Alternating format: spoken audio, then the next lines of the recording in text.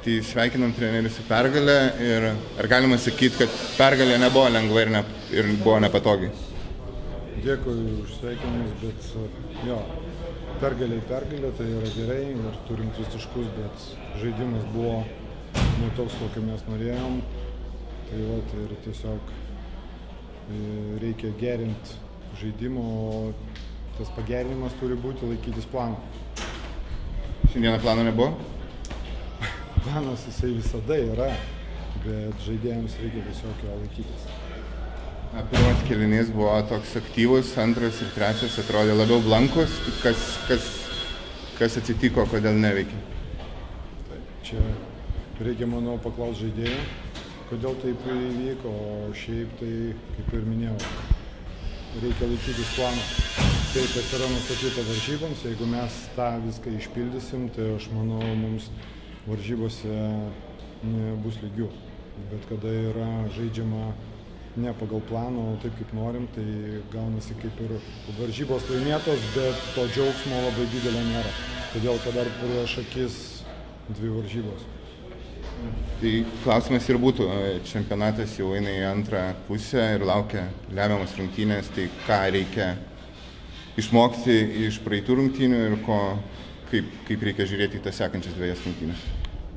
Į rungtynės reikia žiūrėti labai rimtai, nes varžovai stiprus ir norint pasiekti pergalės, kaip reikia laikytis plano, tai, kad treneris sako, tai, ką mes reikalaujam.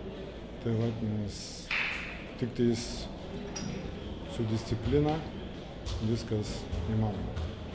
Dėkuoju. Tai sveikinu su pergalę ir ar galėtum apžvelgti rungtynės ir kaip vertini žaidimą? Rungtynės mūsų tikrai nebuvo geros, jos tikrai buvo tokios gal, kad nepasitikėjom vienas kitu, gal taip, bet svarbiausia, kad laimėjom. Poryt bus prieš Lenkus, tos pačios svarbiausios, galima sakyti, varžybos. Tai reikia rytoj išvalyti galvas ir ruoštis kitom varžybom. Ar galima sakyti, kad Estija yra neparankus varžovas?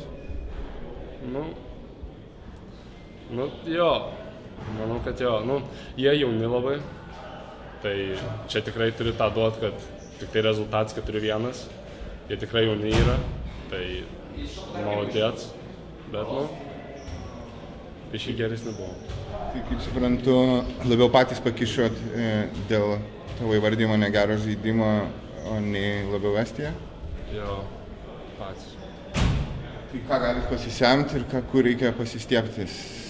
Reikia labiau pildyti trenerio nurodymus, nes tikrai šiandien biškį nepildėm, bet tai tik tai reikia geresnius sprendimus daryti ir viskas. Ačiū. Ačiū.